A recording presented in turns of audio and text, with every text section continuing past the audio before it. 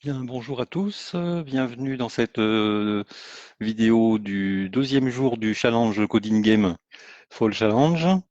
Donc hier on a découvert un peu ce jeu qui est quand même assez beau hein, graphiquement, hein, donc il y a du travail hein, derrière hein, pour ceux qui ont fait ça. Et donc on a vu aussi que le jeu promettait d'être intéressant donc sur les 11 jours du challenge, donc qui se termine le 23 novembre. Donc on a vu que c'était deux sorcières hein, qui étaient en concurrence pour produire le maximum de potions. Et chaque potion rapporte des rubis. Donc on voit en bas en fait les commandes de potions. Donc, on va dire c'est des clients hein, qui sont dans le magasin et qui commandent des potions. Voilà, je voudrais une potion pour faire ci, pour faire ça. Et donc chaque potion va rapporter aux sorcières un certain nombre de rubis. Alors j'avais pas vu hier toutes les petites subtilités. En fait, il y a certaines potions qui ont des bonus. Donc la première potion de la liste apporte un bonus de 3 rubis en plus. Voilà, on voit à gauche, hein, donc une potion qui rapporte 16 rubis, plus 3. Voilà, et donc ça c'est la première potion de la liste. La deuxième potion de la liste rapporte un bonus de 1 rubis. Voilà, et des bonus, il n'en existe que 4 de chaque sorte. Donc on a 4 bonus de 3 et 4 bonus de 1. C'est-à-dire que si une sorcière, elle fait 4 fois la première potion de la liste, hein, donc là, une fois elle fait la première potion, ensuite la liste se décale, eh bien, elle n'aura droit qu'à 4 bonus de 3. Une fois que le bonus de 3 a disparu à gauche, donc c'est le bonus de 1 qui passe sur la première potion.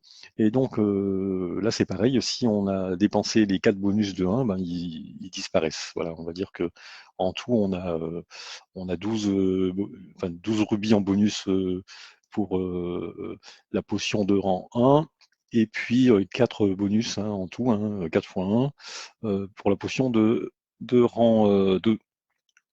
Donc ça c'est une petite subtilité. Bon voilà, en fait, dans le calcul des scores, il faudra qu'on le prenne en compte dans le jeu.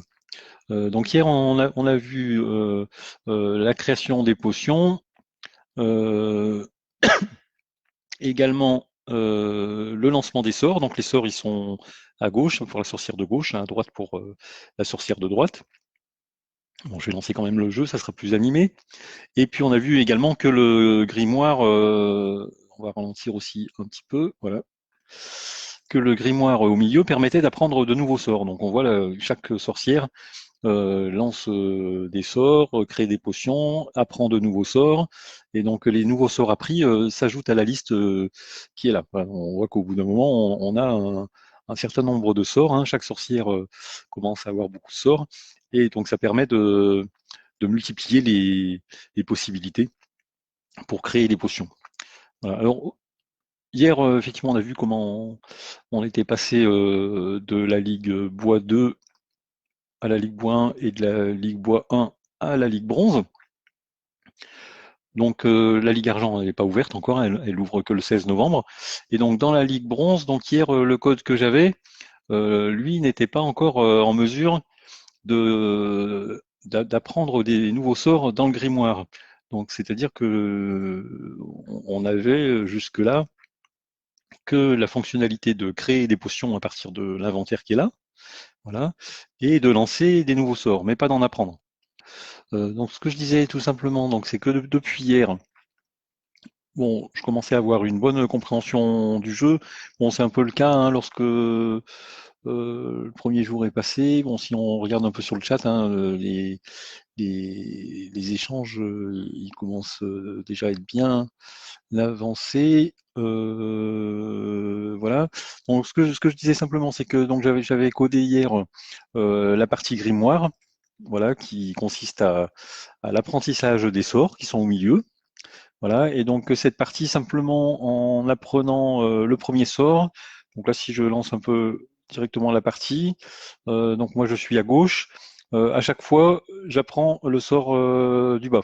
Voilà, pourquoi le sort du bas? Parce qu'il est gratuit, il n'y a pas besoin de payer de taxes. Voilà. Et donc je prends le sort du bas 10 fois. Moi, je me suis dit 10 fois, c'est à peu près ce que font les autres adversaires qui sont plus hauts. Hein. Donc Romka, lui, il doit être dans les 3 premiers pour l'instant. Et du coup, bon, lui, il doit avoir pas mal avancé dans son IA. Et en fait, il se passe que les gens qui sont bien classés, jusqu'à présent, ben, on voit que leur IA, en fait, elle commence par sélectionner beaucoup des nouveaux sorts.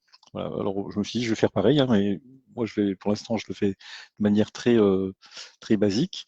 Je vais prendre les 10 premiers sorts qui sont là, ce qui fait que ça m'enrichit ma liste ici derrière. Donc, c'est un peu du hasard, puisque la liste comme j'ai pris le premier sort à chaque fois, c'est pas moi qui ai vraiment choisi ceux qui sont appris. Mais voilà. Donc rien qu'en faisant ça, bah, du coup ça m'a permis de monter en bronze. Donc hier j'étais dans le top 100 et là bon d'autres personnes ont amélioré leur code. Hein, forcément tout le monde améliore. Hein, là on est dans les premiers jours. Et bon voilà, ça se tient dans ces eaux-là. Donc on va continuer. Hein. Donc pour anticiper sur la prochaine simulation, parce que là, je pense que je vais très rapidement partir sur la simulation.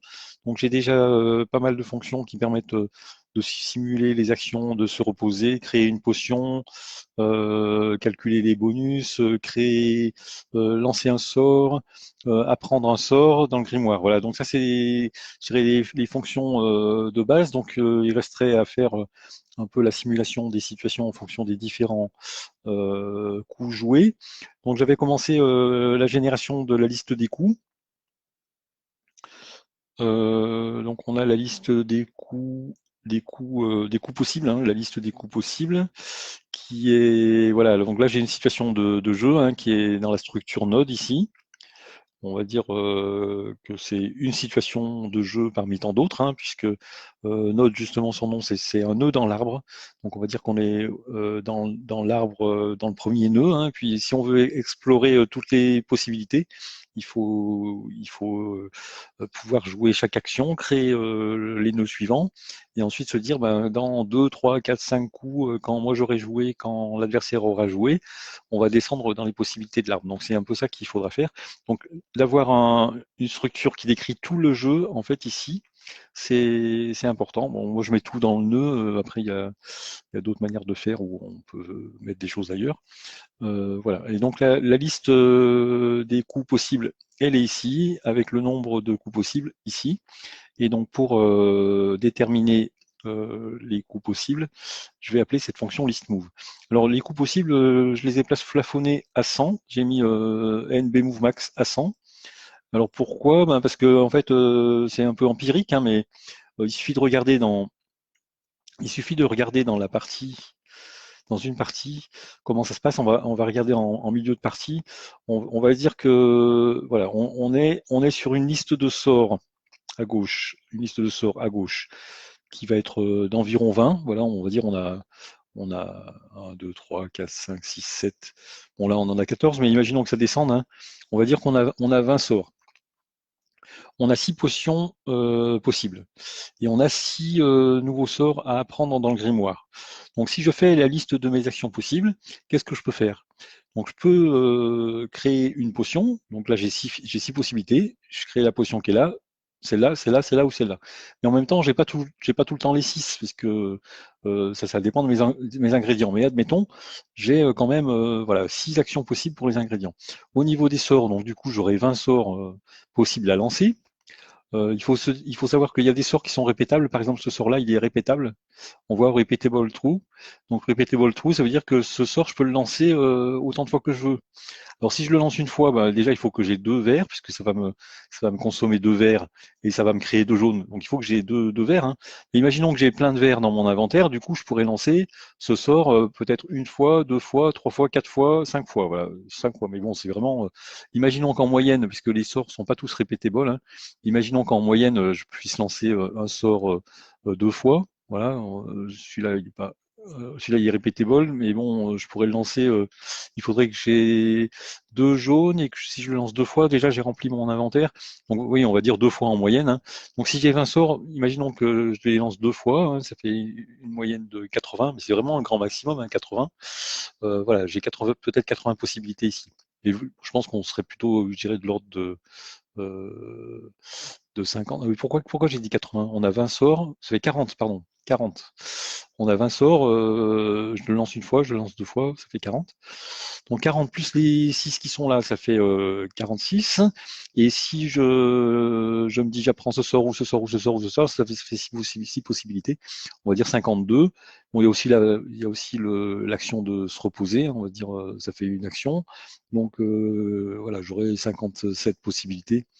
Bon, voilà. Moi, dans mon plafonnement de ma liste des sorts, j'ai mis 100, mais je pourrais très bien mettre 50. Bon, voilà. Alors, pourquoi faire une liste des actions possibles? Ben, comme ça, au moins, je sais exactement tout ce qui est possible. Et je pourrais dire, ben, pour la première action, qu'est-ce qui se passe? Pour la deuxième, qu'est-ce qui se passe? Pour la troisième, qu'est-ce qui se passe? Etc. Puis le faire s'il y a 50 actions, le faire pour les 50 actions, pour mon joueur et pour le deuxième. C'est-à-dire aussi, je pourrais combiner en se disant, ben, si je fais cette action et que le joueur d'en face fait cette autre action, qu'est-ce qui se passe? Voilà. Puisque au final, pour gagner, ben, il faut essayer de déjà bien jouer soi-même, mais aussi il faut essayer de faire en sorte que le joueur d'à côté ne joue pas bien. Voilà. Et si on voit que par exemple le joueur adverse, ben, s'il apprend ce sort, il pourra créer la potion qui va le faire gagner, eh bien peut-être il faut l'empêcher de faire ça. Alors bon, ça va être un peu compliqué d'empêcher l'adversaire de faire des choses sur le premier coup, puisqu'on joue ensemble. En fait, on joue ensemble. C'est-à-dire que si l'adversaire prend un sort, je ne peux pas l'empêcher, parce que moi, je peux prendre le sort aussi, mais si on est deux à prendre le même sort, on va la prendre tous les deux. Voilà. Donc ça, c'est un peu la question qu'on pourra se poser, c'est comment faire pour empêcher l'adversaire de faire quelque chose, alors que l'action que je vais faire, il va en faire une en même temps. Voilà, ça c'est. Alors peut-être qu'il faudra réfléchir à ce que l'adversaire ne puisse pas faire l'action d'après. Voilà, c'est peut-être ça la clé. Là, j'ai pas trop d'idées là-dessus. Je regarderai ce que les gens disent. Ce sujet, je pense qu'il va être très vite abordé, puisque dans tous les jeux où on joue alternativement, en fait, il y a des algorithmes qui sont assez connus. Voilà, là, on serait plutôt sur un jeu de type min-max, hein, mais si les joueurs jouaient alternativement, c'est-à-dire que je joue d'abord, ensuite le joueur joue, puis une fois que j'ai vu ce qu'il a fait, ben, je rejoue. Mais là, on joue en même temps. Donc on ne sait pas du tout ce que l'autre va faire. Et pour créer des situations de blocage, ça va être plus compliqué. Alors, je reviens à ma liste des moves. Du coup, j'avais commencé euh, à la liste move. Alors, première chose à faire quand on va calculer la liste des moves, ben on va la vider. Donc pour la vider, on va dire que la première cellule de la liste est à 0. Voilà. Donc elle est à 0. On crée l'action de se reposer. Ben, voilà, on a une fonction setMove hein, qui est au-dessus. Qu'est-ce qu'elle fait la fonction setMove? Simplement, c'est une facilité pour dire que je mets dans mon move son type, voilà, le paramètre, c'est généralement l'identifiant du sort ou de la potion. Et je dis si je veux répéter. Si c'est un sort répétable, évidemment. Voilà. Alors, la répétition des sorts, ça va être un peu compliqué pour gérer la liste des actions. Pour l'instant, je ne vais pas le gérer. Alors, on crée dans la première cellule libre de la liste. Là, on est sur la structure du jeu. Dans la liste, la première cellule que j'incrémente, eh bien, on va mettre le type reste. Donc là, on a déjà créé l'action de se reposer dans notre liste d'actions. Ensuite, on va créer l'apprentissage. Alors, on a vu, il y avait six sorts possibles. Donc, on va balayer toute la liste des commandes. La liste des commandes, elle nous est envoyée par le jeu. Donc, on l'a ici, en fait. Hein, donc là, je l'ai réaffiché. Donc, on a chaque commande qui a un identifiant, son type. Voilà. Donc là, on va s'intéresser au type learn. Hein. Donc, on en a 6. 1, 2, 3, 4, 5, 6. Les 6 types learn ici, c'est ceux qu'on peut apprendre.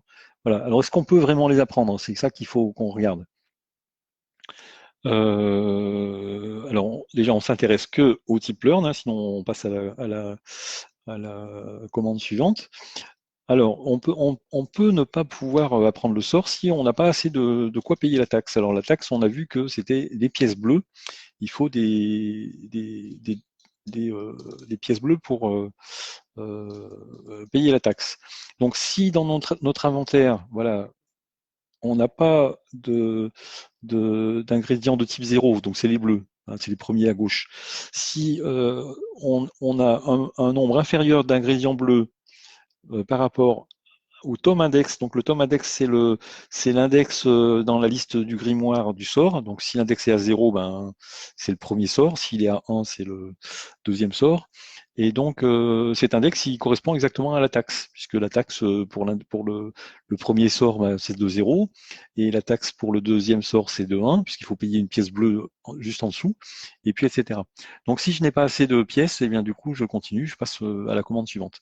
Et sinon, ben, du coup, si j'ai assez de pièces, je crée dans ma liste le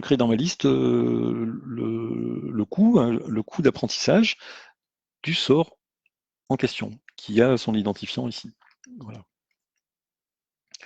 Donc on pourrait très, très vite, voilà, qu'est-ce que ça va faire? Ça va regarder dans la liste des commandes. Je regarde, est-ce que c'est un type learn? Non, je continue. Non, je continue. Non, non, non, je continue. Là, c'est un type learn. Oui, tiens, voilà. Donc là, est-ce que ce type learn, je peux payer la taxe? Alors, je vais peut-être décaler un peu. Je vais enlever le chat à droite pour décaler un peu. Est-ce que ce type learn, je peux payer la taxe? Eh bien, je regarde son tome index. Alors, son tome index, il est, alors je ne sais plus où il est. Il est là, voilà, 0, 1, 2, 3, 4, 5. On le voit ici. Eh bien, est-ce que je peux payer la taxe? Oui, forcément, puisqu'elle est de 0. Voilà, donc là, du coup, je passe et je crée l'action. Donc, je passe à la ligne suivante. Voilà, donc est-ce que c'est learn? Oui, ok. Est-ce que je peux payer la taxe? 1. Donc, il faut que je regarde dans mon inventaire. Alors, mon inventaire, il est où? Je crois qu'il est là. P0. J'ai 5 pièces bleues. Voilà. On le voit, j'ai bien 5 pièces bleues ici à ce moment du jeu. Voilà. Au début, on en a 3. On a 3 pièces bleues au début. Voilà, 3 pièces bleues. Et etc. Donc, je continue la liste comme ça pour tous les learns. Bon, au bout d'un moment, on verra que peut-être que je pourrais pas payer. Là, il se trouve que comme ici, on n'a que 3 pièces bleues tout au début du jeu, eh bien, il se trouve que je pourrais payer celle-là, celle-là, celle-là. Donc, en fait, on aura les 4 actions qui sont là ici. Voilà. Celle-là, c'est un sort d'apprentissage, mais que je ne pourrais pas payer. Donc, il ne sera pas dans la liste, puisque dans mon inventaire, j'aurai moins que le tome index qui est là.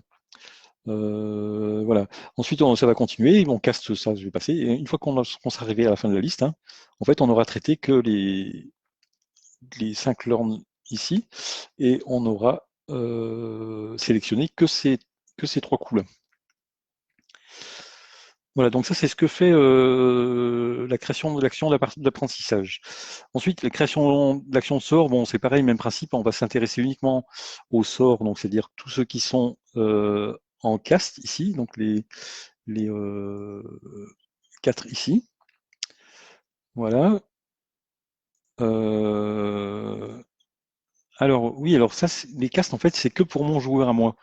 Et donc, comme j'avais prévu de se dire, mais en fait, on peut créer la liste des actions pour mon joueur, mais aussi pour le joueur adverse, il faut prévoir que le type cast, c'est pour moi, en fait, c'est pour mon joueur, hein, pour le joueur 0, voilà, P0, ça c'est celui qui joue les sorts cast.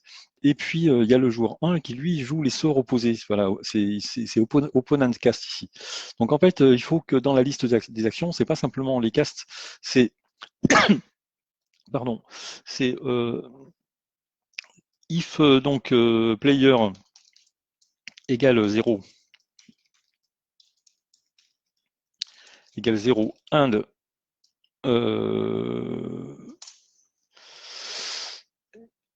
et le type est différent de tes castes. Voilà. C'est-à-dire que si je suis sur le joueur 0 qui m'est donné ici, hein, et que le type n'est pas tes castes, ça m'intéresse pas. Et donc de la même manière, il faut que j'élimine aussi toutes les lignes où le player est 1 et le type est différent de tes opponent cast. Voilà. Et donc comme ça, on aura les deux cas. On aura, si je cherche la liste de mon joueur, ben, on va s'intéresser au cast, hein, en fait, hein, puisqu'on va, en fait, on élimine toutes les autres, hein, toutes celles qui sont différentes. Et si je suis le joueur 1, bah, je vais m'intéresser à ces lignes-là. Voilà. voilà, qui sont de type OpenEndCast. Bon, là dans la console, j'ai mis Open pour raccourcir, mais en fait, c'est le vrai type, c'est OpenEndCast, qui correspond en fait à un chiffre qui est déclaré plus haut. Voilà. Alors, ensuite, je vérifie la place dans l'inventaire, puisque lorsqu'on lance un sort, on peut créer des nouveaux ingrédients, donc il faut qu'il y ait de la place. Donc il faut que le total de mon inventaire plus le total de ce que va me créer le sort soit inférieur à ça. Donc si c'est supérieur, bah, du coup je passe, hein, je passe au sort suivant, s'il ne m'intéresse pas.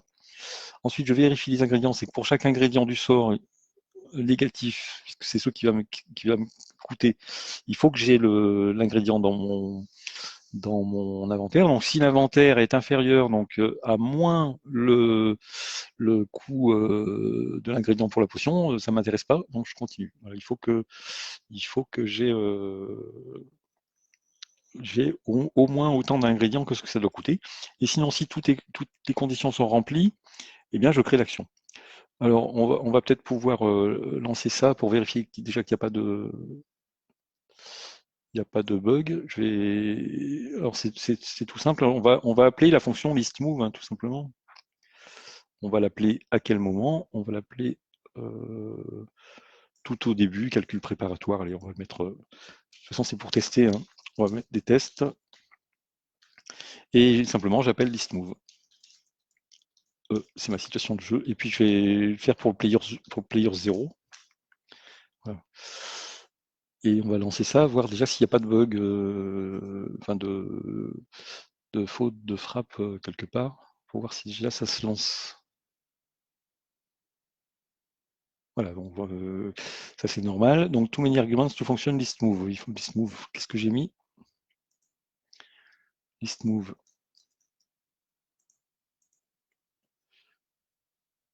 Oui, en fait, j'ai pas mis le prototype, j'ai pas déclaré la fonction, il faut la déclarer en haut. On va donc la mettre. On va mettre la fonction ici. Il faut la déclarer ici avec les. Voilà, ça c'est fait. Si je relance, donc du coup, je pense que ça va me corriger la première erreur. Voilà. Ensuite, conflicting type listMove. Oui, listMove. Oui.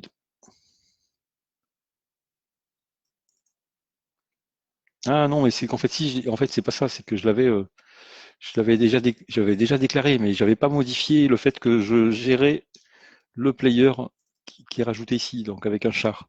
Donc oui, c'est qu'en fait, je l'avais bien déclaré, mais pas avec le bon nombre de paramètres. Donc on relance, voilà, j'ai déjà moins d'erreurs. Alors, incompatible type for argument one of setMove. SetMove. Oui, parce qu'il faut ajouter le move en pointant. Voilà, il faut pointer sur la liste. Voilà, c'est un pointeur de move qu'il faut mettre, c'est pas. Voilà, donc ça c'est fait. Je vais le mettre de partout. C'est une erreur que je fais de temps en temps. Voilà, il n'en reste plus qu'une. NB Delta Max undeclared. Ah, mon nombre. Ah non, c'est pas Delta Max, c'est NB inv. Inv max. C'est inv max. Voilà, et donc là, ça devrait être bon. Donc simplement pour vérifier que j'ai pas des petites erreurs, voilà. Donc là, ça tourne. Ce qui veut dire que la syntaxe est bonne. Bon, ça n'a rien changé au jeu puisque en fait, pour l'instant, je n'ai fait que remplir la liste. Ce qu'on va faire, c'est qu'on va, vu qu'on est en phase de tester cette fonction, hein, on va simplement donc faire for int n égale 0, n inférieur à mon nombre d'actions dans ma liste d'actions. Hein. Et bien du coup, on va simplement afficher Voilà. Action possible. Allez, on va se faire plaisir. Action possible. Type, donc le type, il va être là. Le paramètre, c'est un paramètre numérique, il va être là, et le repeat, il va être là. Voilà. Donc en fait, là, on aura... alors, est-ce que j'ai pas une fonction déjà qui s'appelle showMove? J'ai pas une action qui s'appelle showMove. J'ai listMove, showPlayer, showCommand, playMove. Ce serait intéressant d'avoir une fonction qui s'appelle showMove parce que comme ça, on aura directement étoile M, voilà. Ça sera mieux comme ça. Et donc on va remettre la fonction d'affichage ici. Alors, on va la déclarer juste après showPlayer. Showplayer. Et donc on va mettre showMove. Bon, j'appelle ça show, c'est simplement pour dire que on veut l'afficher. ShowMove. OK. Et donc on est toujours dans la partie qui va tester. Et là, on va simplement appeler, voilà, pour chaque action, showMove.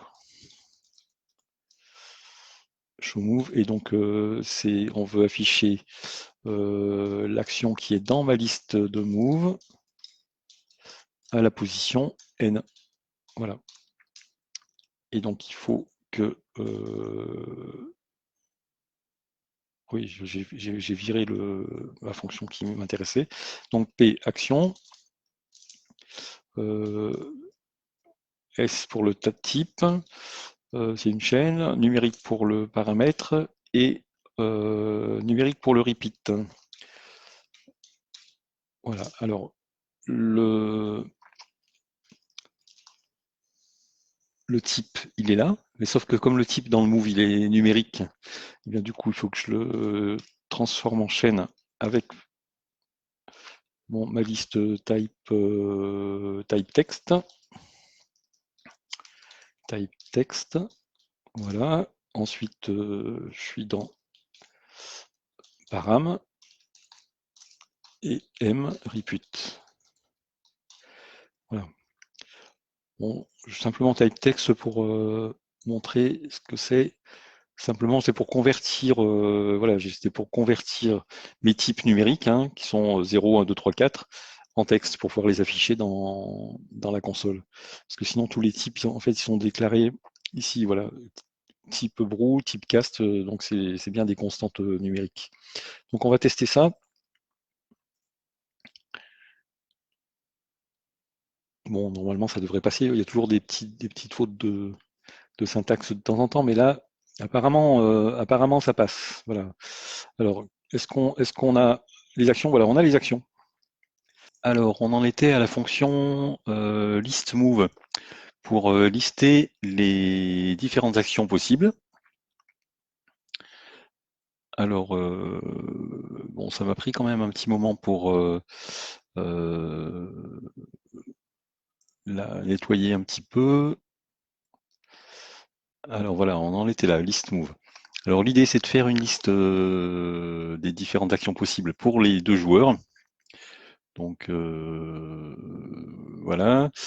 Donc on va créer une action possible pour le repos, pour l'apprentissage des sorts dans le grimoire, pour lancer des actions, pour créer des potions. Et voilà. Et donc à la fin, normalement, ça nous remplit cette liste. Donc pour tester tout ça, on a mis ici le calcul des actions possibles. Donc on calcule les actions possibles pour le joueur 0, le premier joueur, et pour le deuxième, voilà, le joueur 1. Et puis on va afficher la liste des actions possibles ici, on va faire une boucle sur la liste des moves, et puis on va les afficher pour le premier joueur, hein, le joueur 0, et on va l'afficher aussi pour le joueur 1. Voilà. Alors dans la structure du jeu, bon, il m'a semblé nécessaire justement de créer deux listes en fait. On pourrait avoir une structure de jeu qui ne contient qu'une seule liste d'actions. Et en fait, on aurait la structure suivante qui aurait la liste d'actions pour le joueur adverse, et puis la structure suivante qui aurait la liste d'actions pour notre joueur.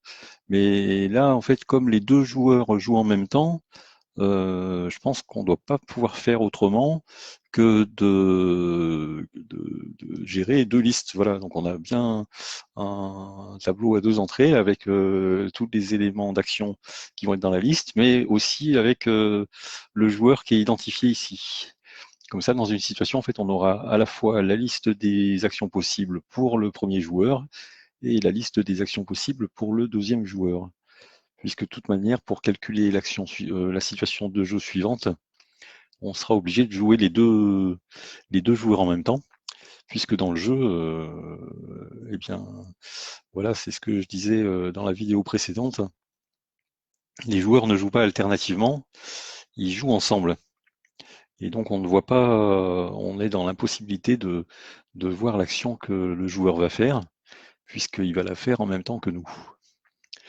Donc alors là j'ai lancé une partie là contre l'IA par défaut. Et donc comment ça se passe dans le log? Alors dans le log j'ai un peu aussi nettoyé, clarifié un peu les choses. Donc là on a les informations des deux joueurs qui nous sont données par l'arbitre du jeu. Voilà, donc ça c'est les informations qu'on reçoit. On a aussi la liste des différentes commandes qui nous sont aussi données par le jeu. Donc les différentes potions possibles. Là on en a. Alors pourquoi on en a 5 1, 2, 3, 4, 5. Ah oui, j'étais parti. Je sais pas pourquoi j'avais en tête 6 potions. En fait, on a 5 potions possibles à faire. 6 sorts qu'on peut apprendre dans le grimoire. Tous les sorts que l'on possède et que l'on peut lancer. Voilà, tous ceux qui sont de type cast ici. Et puis tous les sorts de l'adversaire. Voilà, tous ceux qui sont marqués ici opponent, ce sont les sorts lançables par adversaire. Donc ça, c'est des informations qui nous sont données. Voilà. Alors, lorsqu'on exécute le calcul de la liste des actions possibles, eh bien du coup, moi j'ai rajouté dans les logs cette partie-là. Donc on voit que les actions possibles pour moi, ben, c'est ça, et les actions possibles pour l'adversaire, c'est ça. On peut vérifier tout de suite en cours de partie, par exemple, si je me mets complètement au début. Bon, au début, j'ai trois ingrédients bleus ici et 4 sorts dans ma liste. Bon, l'adversaire a la même chose. Et puis, on a un certain nombre de potions qui sont là. Donc, tout de suite, on voit que les potions qui sont ici, bon, elles sont impossibles à fabriquer dans l'immédiat puisque bon, on n'a que des pièces bleues ici. Et donc, voilà, il faudrait des pièces d'autres couleurs pour pouvoir fabriquer les potions. Donc, j'imagine que dans la liste des actions possibles, voilà, j'ai pas d'action en brou. Voilà, si j'avais la possibilité de faire une potion, j'aurais une action brou. Alors j'ai quoi comme possibilité? J'ai l'action reste, de me reposer. Bon là, ça sert à rien puisque tous mes sorts sont actifs et le repos, ça sert à activer les sorts. Je peux apprendre 4 sorts du grimoire. Alors pourquoi seulement 4 alors qu'on en a 6 ici? Bah, simplement parce que j'ai que 3 pièces bleues et donc les pièces bleues ne me permettraient de payer la taxe que pour les 4 premiers sorts. Voilà, le premier sort est gratuit, le deuxième il coûte 1, le troisième il coûte 2 et le quatrième il coûte 3. Donc là, je ne pourrais payer que l'apprentissage des sorts voilà, des 4 premiers. Donc ça, dans le calcul de la liste des actions, c'est pris en compte. Donc c'est pour ça qu'il va m'afficher que l'apprentissage du sort 31, 0, 24 et 9. Alors on va tout de suite vérifier. Dans les sorts possibles, on a le 31, le 0, le 24 et le 9. Voilà, qui ont alors un index. Alors l'index, il est où? L'index, il n'est pas là, il est un peu plus loin. On va vérifier. Voilà, l'index, il est plus loin. Donc en fait, ce sont les 4 premiers qui sont là, donc qui sont dans le rang 0, 1, 2, 3. Voilà. Et donc je ne pourrais pas payer ceux qui sont dans le rang 4 et 5, puisque je n'ai pas assez de pièces bleues.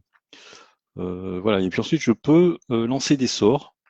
Le 78 et 79. Alors le 78 et 79, ils sont là. 78, c'est celui qui permet de créer 2 pièces bleues à partir de rien. Et le 79, c'est celui qui permet de dépenser une pièce bleue pour créer une pièce verte. Donc celui-là, je pense qu'effectivement, ils sont bons. Donc ça correspond aux sorts qui sont ici. Donc ce sort-là, je peux le lancer, voilà, parce que ça me créerait deux pièces bleues. En plus, j'ai la place dans l'inventaire, ça, il faut le vérifier. Et puis, je peux aussi lancer le sort qui est là pour transformer une pièce bleue en pièce verte. Voilà.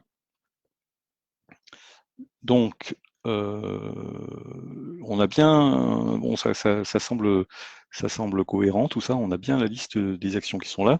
Et si je regarde ce que le jeu lance comme action, ben voilà, il lance l'apprentissage du sort numéro 31 et qui est bien dans ma liste des actions possibles. Voilà, liste des actions possibles, l'ordre 31. Et qu'est-ce que fait l'adversaire? L'adversaire, lui, il lance le sort 33, le sort 83. Et effectivement, dans sa liste d'actions, il a bien le sort 83 qu'il peut lancer. Donc on peut regarder les coups suivants. Les coups suivants, donc je peux lancer 2 sorts, en apprendre 4, me reposer. J'apprends le sort 0. Voilà, ok, ça marche.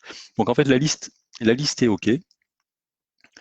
Alors il y a quand même quelque chose que j'ai pas fait, qui m'a semblé un peu compliqué à faire, c'était de créer des sorts répétables. Et donc, puisqu'en fait on a certains sorts qui sont répétables, alors là ils le sont pas, je vais peut-être avancer un peu dans le jeu. Si j'avance un peu dans le jeu, on a des sorts qui sont répétables. Voilà, celui-là il est marqué Repeatable True, et donc Repeatable True, ça veut dire que je peux le lancer plusieurs fois, en un seul tour. C'est-à-dire que dans le même tour, je vais dire je lance 2 fois, 3 fois, etc. Alors il faut évidemment que la condition du sort soit remplie, hein, c'est-à-dire qu'il me faut, pour lancer le sort, il me faut une pièce jaune. Et donc cet ingrédient jaune-là, bon pour l'instant je ne l'ai pas, donc je ne pourrais pas lancer le sort, mais imaginons que j'ai plusieurs ingrédients jaunes. Du coup, combien de fois je pourrais lancer ce sort répétable? Donc c'est un peu le problème que je suis en train de me poser. Il faudrait calculer ça.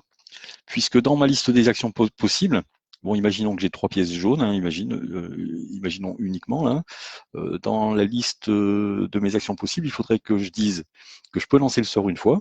Ok, je pourrais, parce que je dépenserais une pièce jaune, ça me rapporterait 2 bleus, 2 verts, donc il me resterait 2 pièces jaunes, 2 bleus, 2 verts. Est-ce que je pourrais le lancer une deuxième fois? Eh bien, sans doute oui, puisque j'aurais encore 2 pièces jaunes. Donc, je dépenserais une pièce jaune et ça me redonnerait 2 bleus, 2 verts. Donc, il me resterait une pièce jaune et ensuite 4 bleus, 4 verts. Voilà. Et est-ce que je pourrais le lancer une troisième fois? Eh bien, sans doute pas, parce que j'aurai d'accord la pièce jaune, mais j'aurai pas suffisamment de place. Alors, si je dépense la pièce jaune, il me resterait du coup deux emplacements vides. Et avec ces 2 emplacements vides, je ne pourrais pas accueillir les 4 ingrédients créés. Donc, en fait, dans les actions possibles, j'aurais que la possibilité de lancer une fois l'action et aussi la possibilité de la lancer 2 fois. Donc, ce ferait 2 actions possibles. Lancer l'action une fois, lancer le sort une fois et lancer le sort 2 fois. Donc ça, il faut que je l'implémente. Donc c'est ce que je vais faire tout de suite, puisque comme ça, on aura une fonction list move qui sera complète. Et puis on n'aura plus du tout à s'en occuper. Ça fonctionnera pour alors j'espère pour l'ensemble du challenge. Alors il y a toujours des surprises et puis des fois il faut modifier les choses, mais c'est le genre de fonction qu'il faut fiabiliser assez tôt. Alors, créer l'action de sort, elle est là. Donc j'avais mis justement prévu de, de traiter cette notion de répétabilité. Alors déjà, ce qu'on fait, c'est que quand on crée l'action de sort, on regarde si le sort est possible à être lancé. Oui, j'avais mis tous les tests ici, mais en fait, bon, j'avais déjà une fonction isPossible ici. Cette fonction isPossible, elle donne pour un sort et un joueur la réponse oui ou non, le sort est possible, ce qui permet de centraliser un peu toutes les conditions ici. Donc pour lancer un sort, hein, eh bien, déjà, il faut vérifier que le sort est disponible, hein, puisque on sait que lorsqu'il a déjà été lancé une fois, ben, on ne peut plus le relancer, sauf si on se repose. Il faut vérifier aussi la place dans l'inventaire, c'est-à-dire que si le sort crée des ingrédients, eh bien, il faut qu'il y ait la place. Il faut vérifier qu'on a bien les ingrédients pour. Donc tout ça, c'est fait dans cette fonction isPossible, dans laquelle j'ai mis toutes les conditions pour tout, pour toutes les commandes, les potions, les sorts et l'apprentissage aussi, puisqu'il faut aussi payer la taxe, donc c'est la condition d'apprentissage. Donc en fait, tout est dans cette fonction isPossible, ce qui fait que pour lancer le sort, donc je regarde s'il est possible. S'il est possible, on crée l'action. Voilà, on crée l'action, je lance le sort. Mais maintenant, il faut aussi créer les actions du sort s'il est répétable. Et donc, si le sort est répétable, voilà, tout ça, c'est à faire. Alors, ce que je me dis, c'est qu'en fait, ce qu'on pourrait faire, c'est que l'indice répétable qui est là, en fait, jusqu'à présent, il nous est donné soit à 0, c'est-à-dire que le sort n'est pas répétable, soit à 1, et s'il est à 1, et bien à ce moment-là, on peut le répéter. Alors moi, je me dis que finalement, je vais profiter de cet attribut là en fait pour dire que si en fait il est répétable, ok, c'est bien de savoir s'il est à 1, s'il est à 1, il est répétable, mais on pourrait aussi en profiter de se dire bah, finalement s'il est répétable 2 fois, ben, je pourrais le mettre à 2, s'il est répétable 3 fois, je pourrais le mettre à 3, etc. Vu que de toute manière le sort il appartient à chacun des joueurs, hein, chacun des joueurs a sa propre liste de sorts, on pourrait très bien dire que cette notion de répétabilité, elle est précisée en fait avec le nombre de fois pour lequel le sort est répétable. Alors, on pourrait dire que si le sort est répétable, donc c'est que si l'attribut est supérieur à 0, voilà, comme ça on pourrait prendre en compte les valeurs 1, 2, 3, 4, etc. Ce qui permettrait d'ailleurs de précalculer toutes les. Là, en fait, on va le calculer ici, mais je pourrais précalculer toutes cette possibilité, en fait. Oui. Bon, pour l'instant, ce qu'on va faire, on va le laisser comme ça, et on va créer une fonction qui ramène le nombre de fois où le sort est répétable en fait. On va déjà le mettre, on va faire un char. Hein, on va mettre donc le nombre de répétitions possibles est égal à. On va faire une fonction repeatable. Et là, il faut envoyer le pointeur de la commande. Est-ce que le sort il est répétable en fonction du joueur? Oui, puisque en fait ça dépend aussi de l'inventaire. Hein. Donc le sort est répétable. Il faut envoyer aussi le pointeur vers le joueur. Et comme ça, on aura le nombre de répétitions possibles. On va dire que cette fonction-là va calculer ça. On va la prévoir tout de suite derrière. On va dire que ça renvoie un char. Is repeatable. Donc là, on a envoyé la commande. Le player. Voilà, et on va retourner donc le nombre de répétitions que l'on va initialiser à 0. Voilà, et là on va calculer tout ce qu'il faut. Bon, je vais tout de suite mettre le prototype de la fonction en haut, ça sera fait, parce qu'après sinon je l'oublie. Alors elles sont où? Voilà, ici, list move, je vais mettre juste derrière, list move. Voilà, on va enlever les. Ah, j'avais mis une virgule ici, c'est. Voilà, donc là j'ai la fonction qui est prototypée. Je vais enlever la virgule qui est là. Et donc une fois que j'aurai ce résultat, qu'il faudra que je calcule, pour l'instant je ne sais pas du tout comment je vais faire, mais ça viendra. Donc là on a le nombre de répétitions possibles, et donc on va se dire que si on l'a, il va falloir créer une action avec la répétabilité qui est là. Et donc, on a déjà la première action qui est lancée une fois avec répétabilité 0. Ok, donc là, on a l'action, je lance le sort une fois. Et maintenant, il va falloir créer, je lance le sort 2 fois, 3 fois, 4 fois, autant de fois qu'on veut, quoi. Ça peut aller jusqu'à 10, hein, je pense, puisque si on crée, imaginons qu'on ait un sort, on a un inventaire vide, on a un sort qui crée un ingrédient. Bah, si on le lance 10 fois, on remplit l'inventaire. Donc, on va dire donc on va mettre un char R égale, alors on commence à 2 puisque ça n'a aucun intérêt de mettre avant, hein, donc char égale 2 R inférieur à NB 1 max, c'est le nombre d'ingrédients maximum dans l'inventaire qui est de 10. Voilà, on finit la boucle, et donc dans cette boucle là on va créer l'action. Et donc on aura autant d'actions que de répétitions possibles, c'est-à-dire que si on a une action qui permet de répéter 2 fois le sort, ben, on aura cette action lance 2 fois le sort, on aura aussi l'action lance 3 fois, lance 4 fois, etc. Et donc tout ça, ce sont des actions qui seront dans la liste des actions possibles, puisqu'on aura le choix entre voilà, le nombre de fois à lancer l'action. Alors comment je fais pour maintenant pour calculer ce nombre de répétitions?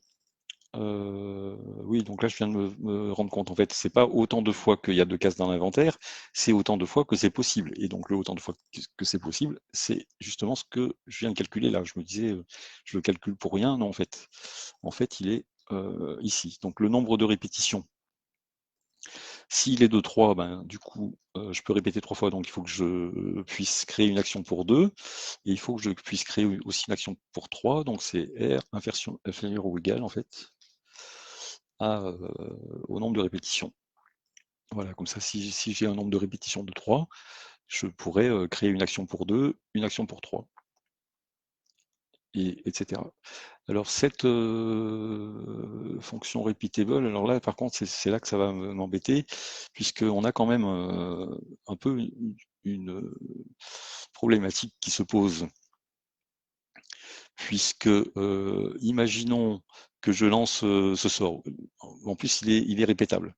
Donc ce sort-là, là où j'en suis, eh bien, on va dire que, imaginons que j'en sois là, voilà, ici, on est là, on a 7 ingrédients bleus, on peut en dépenser 3 pour créer un jaune. Ok, donc j'en dépense 3, j'en crée un jaune. On pourrait le lancer une deuxième fois, puisque il me resterait encore 4 bleus. Donc là, on va dire qu'on est dans le cas simple. Mais imaginons que on ait besoin d'autres ingrédients. Par exemple, on dépense alors je ne sais pas si on a le cas, on n'a pas le cas ici, mais on pourrait avoir le cas où on dépense plusieurs ingrédients de couleur en fait, on en crée d'autres, et ces autres ingrédients de couleur en fait viendraient ajouter à la possibilité de lancer le sort. Donc il faut quand même faire un peu une logique récursive qui se dit si je lance le sort, bah, j'obtiens dans mon inventaire d'autres ingrédients, et ces autres ingrédients, c'est avec cela que je vais essayer de réfléchir si je peux relancer à nouveau le sort. Donc ça ne se calcule pas à partir simplement de la connaissance de cet inventaire, il faut connaître aussi l'inventaire suivant. Donc c'est un peu ça qui va être un peu compliqué. Donc alors on va faire ça comme ça, on va se dire que mon inventaire il est où d'abord? Mon inventaire il est dans, je vais l'afficher ici, on va mettre calcul répétabilité. Voilà, comme ça on l'aura dans la console. On va afficher l'inventaire. Donc for char d égale de 0 à 4 en fait, d inférieur à nb delta d++, et là on va afficher l'inventaire qui va être de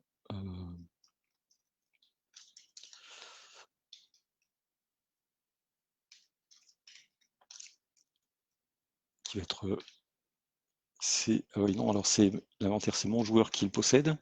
Donc l'inventaire, donc là j'ai mon inventaire qui va s'afficher. Voilà.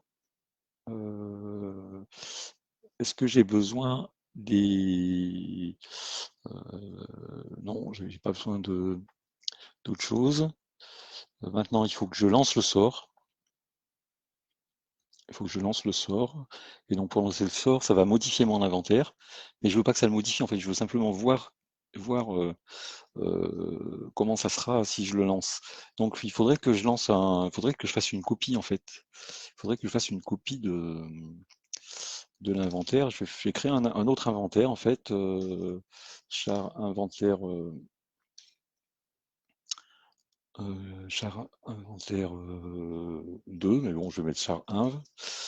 Je vais mettre 4 éléments dedans, donc NB delta. Et dedans, je vais mettre 4 valeurs. Voilà. Et donc, dans cet inventaire-là, je pourrais copier. Donc, je vais faire je vais faire une même copie directement dans inv de mon inventaire à moi, qui est inv. Voilà. Et en fait, bon, je crois que c'est des entiers. Je crois que c'est des entiers. Donc, non, je ne vais pas faire une même copie, je vais plutôt faire une boucle. Ça sera plus simple. Donc, for char égale D. Je vais afficher les ingrédients et puis dire que l'inventaire que je viens de créer, en fait, est égal à, enfin, prend toutes les valeurs de l'inventaire du joueur. Voilà. Et puis, on va afficher, du coup, on va afficher l'inventaire que je viens de créer. Bon, on va simplement faire ça pour l'instant. Si je fais ça, qu'est-ce que ça fait?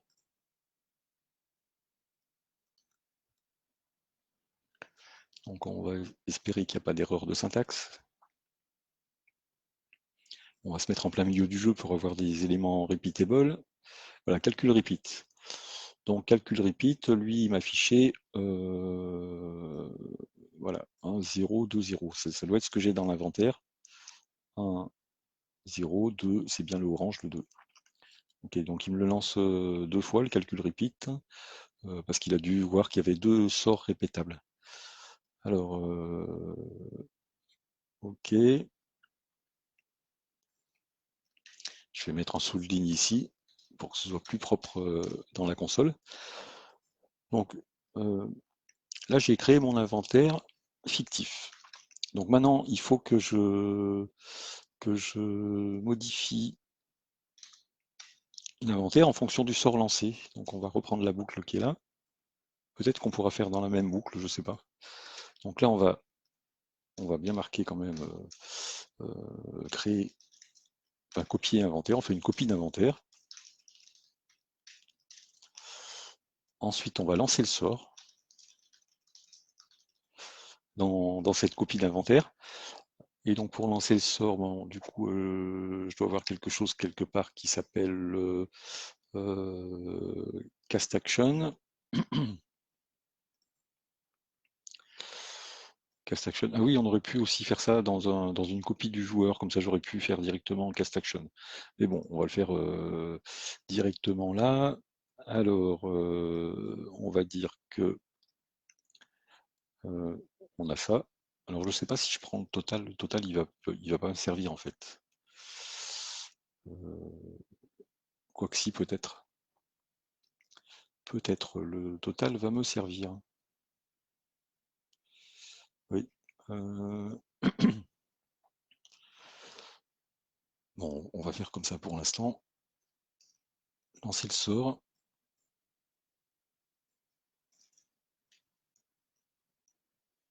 Ah, j'ai raté ma touche. On va prendre juste ça. En fait, pour chaque ingrédient, il faut le modifier avec voilà, le delta d'ingrédients du, du sort. Alors là, on n'est pas dans l'inventaire du joueur, on est dans la copie d'inventaire qui est là. Alors, bien, en fait, j'en étais sur la partie de calculer la répétabilité des sorts. Et donc, pour calculer la répétabilité du sort, je m'étais dit, on va dupliquer l'inventaire et on va lancer le sort dans cette copie d'inventaire. Mais en même temps, cette copie d'inventaire, finalement, je suis pas sûr qu'elle soit bien utile. Il y a quand même un point, moi, qui me fait dire qu'il faudrait peut-être plutôt copier le player entier, puisque on pourrait profiter ensuite de la fonction qui est juste au-dessus, là, isPossible, en fait, pour voir si une commande est possible. Si un sort est possible, on a cette fonction qui nous retourne oui c'est possible ou non c'est pas possible, et cette fonction elle regarde quel sort on veut lancer et elle regarde quel joueur, puisque dans le joueur on a l'inventaire, on a tous les ingrédients qu'il possède. Donc cette fonction isPossible, en fait elle sera utile pour calculer le nombre de fois qu'on peut répéter, puisque si on lance le sort une fois, ben, l'inventaire va être modifié, et ensuite pour le lancer une seconde fois, il faudra vérifier si le sort est possible. Et donc cette fonction-là, elle sera bien utile. Donc je pense qu'en fait, on va effacer tout ça, voilà. On va effacer tout ça. On va dire simplement qu'on copie, non pas l'inventaire, mais qu'on copie complètement le player. Alors pour copier le player, là, du coup, ça va être plus simple. On va créer un player, player, hein, voilà. Et puis on va le copier. On va copier le. Donc là, on va faire un même copie. Du coup, ça sera plus simple. On va copier dedans. Donc à son adresse, hein, l'adresse du player, voilà, qui est déjà un pointeur, et puis donc on va copier autant d'octets que la taille d'un player, voilà, de la structure. Donc là on a dupliqué le player. Donc maintenant qu'on a un nouveau player, ouais, alors c'est peut-être un peu long à écrire player, je vais l'appeler P2, voilà P2, comme ça on a player 0, player 1, player 2, voilà, P2. Donc là j'ai mon player, et donc pour lancer le sort, du coup, alors je pourrais effectivement utiliser une fonction play cast action en fait ici. Cast action, et cast action, pourquoi elle me demande la structure ici? Ah oui, elle me demande la structure parce que je ne lui envoie pas le pointeur du player, mais son numéro. Il faudra peut-être que je revoie ça justement pour pouvoir lancer l'action directement avec le player. Ça serait peut-être pas mal ça. D'ailleurs, je vais peut-être le faire tout de suite, puisque pour l'instant, ces fonctions-là, je les utilise pas encore. Donc, je vais peut-être faire ça. Ça sera peut-être mieux, oui. Voilà, donc je vais enlever ça et je vais dire ici que j'envoie le player P. Je vais modifier tout de suite ici le prototype. Donc là, j'envoie pas du tout la structure du jeu, j'envoie simplement la commande et le player. Voilà, je modifierai les autres actions, puisqu'en fait, je pense que c'est mieux en fait d'envoyer le pointeur du player directement ici. Voilà, donc là j'ai une fonction cast action qui me permet de lancer l'action. Et donc je peux lancer une action sur un player n'importe lequel, et donc je pourrais utiliser ma copie de player. Du coup, mon player ici, il est plus du tout utile d'aller le rechercher dans la structure, puisque je l'ai déjà, je le fournis déjà, et donc j'ai plus qu'à lancer le sort ici. Et donc pour lancer le sort, pour chaque ingrédient de chaque type, je prends l'inventaire du player, je lui ajoute ou je soustrais le delta de la commande, etc. Et donc du coup, j'ai directement le cast action ici. Donc plutôt que de faire tout un truc pour lancer le sort ici, bah, ça va être assez simple, hein. Du coup, j'ai copié mon player, je fais le cast action ici en lui donnant ma commande et mon player, P2 du coup, c'est voilà. Et là, en fait, il va lancer le sort et donc il va simplement modifier, puisque le sort en fait il fait que modifier l'inventaire du player, hein, donc en fait ça va modifier son inventaire. Et donc ici je vais vérifier si c'est possible. Mais en fait ça il faut que je le fasse autant de fois que c'est possible. Alors ce qu'on va faire un while tant que, du coup ça me fait penser à d'autres, donc tant que is possible, donc C et P2. Voilà, tant que c'est possible, hein, on est bien sur la fonction isPossible ici qui vérifie qu'une commande est possible pour un joueur. Donc tant que c'est possible, je le lance. Voilà. À chaque fois que ça va lancer, ça va modifier l'inventaire. Et à chaque fois que ça modifie l'inventaire, ça va regarder si le sort est encore possible. Voilà. Et avec ça, eh bien, on va mettre le NB repeat qui est ici, hein. On va, si le sort est possible, on va l'incrémenter. C'est-à-dire qu'on va mettre NB repeat, on va lancer le sort et puis on va mettre un NB repeat plus plus. Voilà, on a vu que c'était possible une fois. Voilà. Je vais enlever les éléments de la console. En fait, on regardera directement le résultat. Je pense qu'on ne devrait pas être très loin de quelque chose qui tourne pas mal. On va faire comme ça. Voilà. On doit être bon. Alors, on va tester directement. Je ne sais pas si ça va marcher parce que j'ai modifié pas mal de choses. Donc, on n'est jamais à l'abri de quelque chose. Voilà, is repeatable. Incompatible type for argument 2 of is possible. Is possible. Ah, c'est quoi l'argument de is possible? Player étoile P, commande étoile C. Is possible. P2. Ah oui, P2, forcément j'ai créé l'instance de la structure ici, il faut lui envoyer l'adresse, donc c'est un pointeur, donc c'est le pointeur ici, ici, et un pointeur ici aussi, les deux. Voilà, donc ça c'est aussi une erreur que je fais couramment, mais heureusement il y a le compilateur pour me le rappeler. Donc on va lancer ça, et on va voir, voilà, donc ça tourne, on va se mettre en plein milieu pour avoir des sorts repeatable. Et alors bon là j'en ai. Ah oui, alors le problème, voilà, voilà. Et bien là, en fait, on voit, j'ai une action cast sur le sort 87 que je peux lancer une fois, et puis une action cast 87 que je peux lancer deux fois. Voilà. Ça c'est très bien.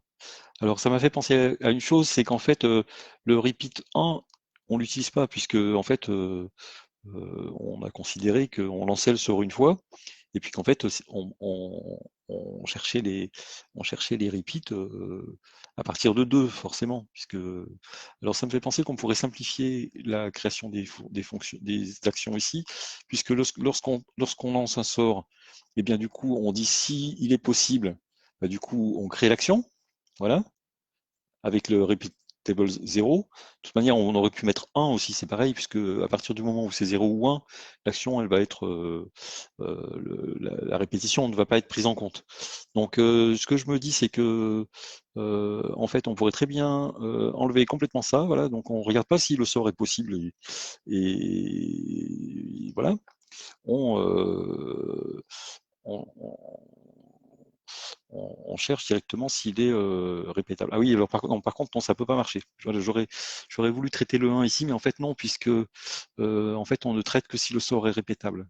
Donc non, bon, du coup, je me suis égaré, c'est pas grave. Donc on est quand même obligé de lancer au moins une fois le sort s'il est possible, parce que s'il est pas répétable, il faut quand même le lancer. Moi, j'aurais bien aimé pouvoir mettre le sort lancé une fois dans cette même boucle, hein, puisque voilà, puisque NB repeat, il va nous ramener, il va nous ramener 1, hein, il va nous ramener 1 s'il est répétable une fois. Par contre, ça sera pas pris en compte puisque nous on commence à 2. Et donc si le sort n'est répétable qu'une fois, ben, en fait on n'aura pas de résultat dans cette partie de répétabilité. Voilà, donc on en est là et je pense que notre code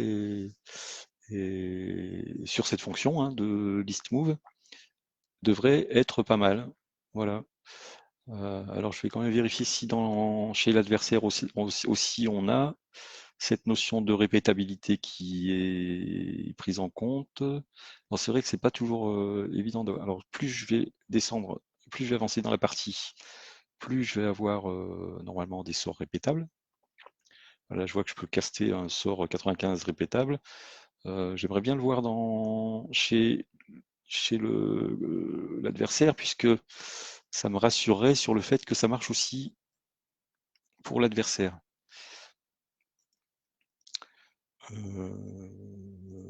Si on rebalaye ici, on en voit bien le player, hein. Donc quel que soit l'adversaire que ce soit l'adversaire ou moi, en fait, la liste elle devrait bien se mettre à jour. Bon, je vais peut-être relancer une autre partie pour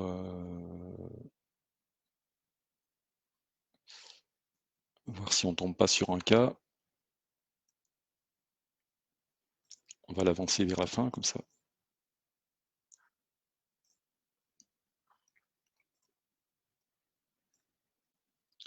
Voilà, j'ai encore un sort repeatable. L'adversaire n'en a pas. Oui, alors en fait, on a peut-être le fait d'avoir l'IA par défaut, c'est pas une IA très forte en fait.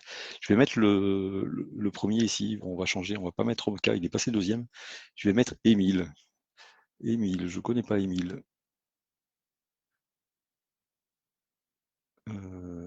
Ok. Et donc on va lancer la partie contre lui.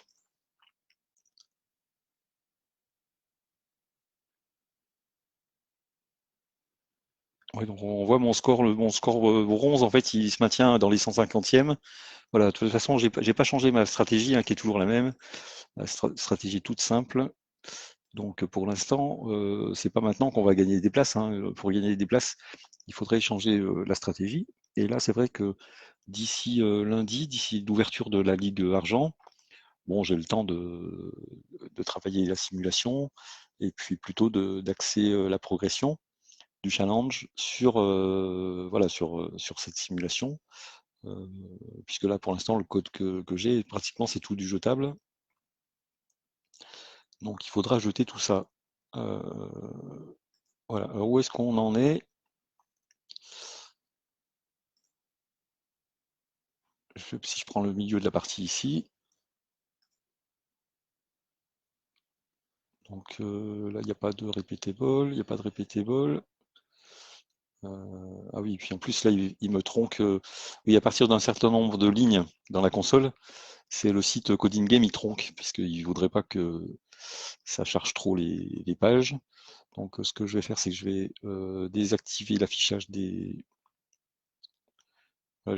Pour nettoyer un peu le code, en fait, j'avais commencé à mettre des petites constantes ici pour piloter un peu tout ça. Donc, si j'enlève la liste des commandes ici, ça va me désactiver l'affichage des commandes. Ça va m'économiser un peu de la place dans la console, ce qui est assez utile. D'ailleurs, j'ai gagné le premier. J'ai dû tomber sur un cas qui est voilà, où il n'a pas eu de chance en fait. Oui. Ah oui, 61 à 35. Ah, c'est marrant ça. Il ne doit pas avoir la même stratégie que Romka, parce que Romka, je le gagnais pas, hein. Alors oui, on voit qu'il a plein de sorts à côté. Ouh là là, ah oui, mais j'avais pas vu. En fait, on a même une possibilité d'avoir plein de sorts là, carrément. 1, 2, 3, 4, 5, 6, 7, 8, 9, 10. Alors je crois que dans le grimoire, hein, ce qui est indiqué dans la doc, il y a 42 sorts au total. Bon, je ne sais pas pourquoi ils ont choisi 42, mais bon, il y a sûrement une raison.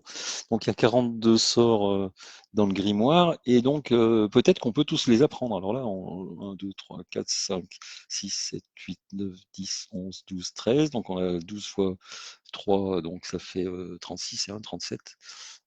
Ah oui, oui, d'accord, donc c'est quand même assez poussé. On peut avoir tous ces sorts-là. Donc parmi tous ces sorts-là, j'imagine que donc l'adversaire, là, il a peut-être... alors c'est marrant, il peut pas caster grand-chose. Il peut pas caster grand-chose. Bon, il faudra que je fasse des tests un peu plus poussés sur cette fonction, puisque ah voilà, si en fait donc là moi je ne peux que me reposer, voilà, j'ai pas beaucoup d'actions possibles, et voilà, l'adversaire il peut caster euh, ce sort-là, mais pourquoi il est à 123 ce sort-là? Ah, alors, est-ce que je me serais trompé quelque part dans... J'aurais mis un char à la place d'un int quelque part? C'est possible que j'ai fait une erreur comme ça. Il faut que je vérifie ça quand même, parce que bon, là, il y a forcément un bug soit dans mon affichage, soit dans le format de mes variables. Je vais quand même vérifier dans l'affichage des commandes, show commande, bon, l'identifiant, voilà, et mon identifiant de commande, c'est bien un entier, voilà, c'est un entier, donc normalement c'est bon. Et lorsqu'il est lu, bon, je vais quand même réafficher je vais quand même réafficher les commandes ici pour voir ce cas-là qui se produit au tour 50, au tour numéro 50. Voilà, il y a 64 tours. Donc, je rejoue dans les mêmes conditions, comme ça j'ai exactement la même.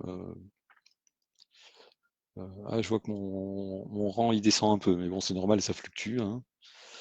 Voilà. Alors, je me mets vers le rang 50, voilà, c'était là. Et c'est là qu'en fait, oui, alors je vois pas du coup, mais je regarde tous les identifiants. Non, tous mes identifiants sont bons ici. Tous les identifiants sont bons. Donc pourquoi quand j'affiche, on va revenir ici. Ouais, c'est bizarre quand même ça. On va revenir dans la fonction qui affiche les commandes possibles.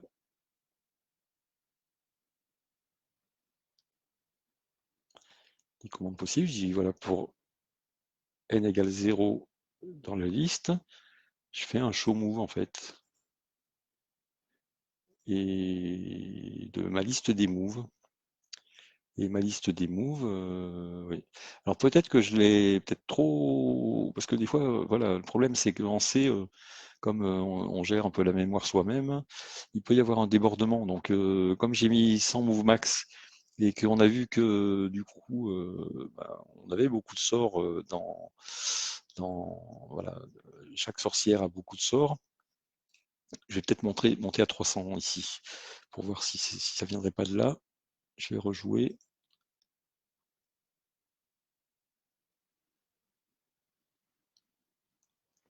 en espérant que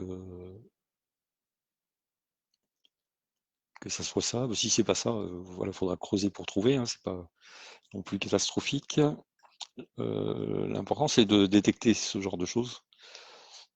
Quand on détecte, eh bien du coup on est voilà. Donc c'est là ce point-là,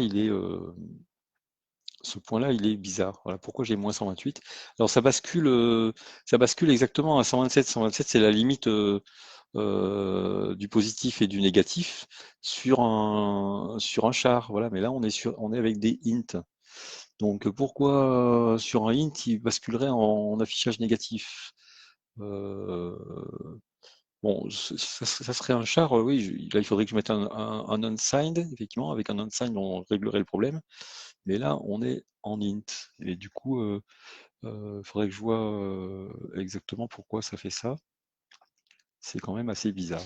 Bon, c'est pas très gênant pour l'instant, puisqu'on n'utilise pas la fonction, mais il faudrait être sûr que ça vienne que de l'affichage et pas de la structure de données derrière, en fait. Donc ça, c'est un peu, c'est une petite question. Bon, voilà. Bon, en tout état de cause, on a un peu avancé sur cette fonction repeatable. Bon, je vois que Émile, du coup, lui, il est passé premier, mais comment ça se fait que je le bats, du coup, ici? Je vais relancer une autre partie. Peut-être que, bah, du coup, il a peut-être eu de la chance pour arriver premier, hein. Ça arrive des fois. Des fois, en début de challenge, on code une astuce, et puis l'astuce nous permet de gagner tout le monde, mais n'est pas forcément très, très, voilà, très, très robuste, quoi, en fait. Voilà, donc oui, il s'avère que effectivement, mon code gagne le premier, alors que j'ai rien changé. Et voilà, mon code il est toujours 160e ici. Et pour finir, on va lancer dans l'arène ce dernier code. Il change rien par rapport à la manière de jouer, hein, puisque tout ce que j'ai fait, ça n'influe pas le jeu pour l'instant. C'est simplement pour préparer la suite. Et donc on va voir ce que ça donne là dans les premières parties. Oui, voilà, donc bon, on gagne. Oui, parce que j'avais enlevé quand même quelques bugs, des choses que j'ai découvertes entre-temps. Donc voilà, sur les 10 premières parties, on en gagne 8. Du coup, voilà, il me positionne en milieu de rang. Petit à petit, les matchs. Oui, donc c'est des matchs qui sont. C'est un peu plus lent là. Donc il doit y avoir pas mal de gens qui publient leur code en même temps. Ah oui, donc oui, il y a tout ça, il y a tout ce monde-là en fait qui est en train de publier son code. Donc c'est dans la Ligue bronze, hein. Dans la Ligue bronze, euh, voilà, donc on est quand même 1700, hein, 65. Non, 1700 combien on est? 1000? Non, 1000, oui, ils ont dû plafonner l'affichage de la liste à 1000. Voilà, parce qu'en fait, on est beaucoup plus nombreux, hein. Parce que quand on regarde les scores en cours, les calculs de scores en cours, on voit qu'il y en a un qui est 1800e ici, hein. Donc on a au moins 1800 personnes dans voilà, 1800, c'est ce que je disais. Euh, donc là, je suis à la moitié, enfin un peu moins de la moitié. On va vérifier les matchs. Bon, je suis à 18% des matchs, hein. Il faut que le temps que tout qui se fasse. Donc du coup, je contribue au ralentissement du serveur, hein, puisque voilà, je me suis ajouté à tous ceux qui lancent les calculs. Bon, petit à petit, ça va monter, mais moi, ça me permet simplement, comme j'ai fait pas mal de modifications, de vérifier que j'ai rien cassé, qu'il n'y a pas quelque chose qui s'est planté. De toute manière, ce qui est systématique, c'est que comme je code directement dans l'IDE du site Coding Game, systématiquement à chaque version qui me semble intéressante, je la copie à côté. Donc j'ai un certain nombre de versions de code à côté pour sauvegarder et pouvoir d'ailleurs comparer des fois de code à code les différentes versions. Et puis revenir en arrière si vraiment des fois il y avait des choses que j'ai pu casser, ce qui arrive quand même de temps en temps, où on a fait pendant 2 heures, on a fait plein de modifs dans le code, et puis il n'y a plus rien qui marche, et on ne sait plus corriger ni revenir en arrière. Donc là, dans ces cas-là, il faut reprendre une version. C'est vrai qu'en challenge, en fait, on s'intéresse plutôt à la rapidité d'évolution du code. Donc on est plutôt sur voilà, des pratiques de retour arrière très rapides. Donc moi, j'hésite pas à dupliquer toutes les heures ou à chaque fois qu'il y a une fonctionnalité intéressante, de dupliquer le code dans une nouvelle version. Et puis en annotant dans la version ce que j'ai fait, les scores que ça m'apporte, quels sont voilà, en disant tout ça, parce que à la fin, ça devient, on a tellement de fonctionnalités de partout, on fait tellement de modifs toutes les 5 minutes pour dire tiens, si je testais ça, si je testais ça. En fait, on arrive à la fin à plus savoir trop où on en est. Et donc, ce que je fais en général, c'est que je mets tous les changements dans les constantes ici. C'est pour ça que là, j'ai mis mes méthodes en fait qui sont ici, mais que je vais jeter, hein. C'est-à-dire que à la fin, j'aurai du zéro partout ici. C'est-à-dire toutes les actions pour lancer les sorts, tout ça, ça va être désactivé. au profit d'autres façons de faire, hein. Bon, moi je numérote les méthodes ici, mais c'est plus chronologique en disant voilà, j'ai une façon de faire. Et à la fin, j'aurai plutôt une seule façon de calculer les meilleurs coûts. Et ça sera sans doute pas du tout celle qui est, enfin certainement pas du tout toute celle qui est là.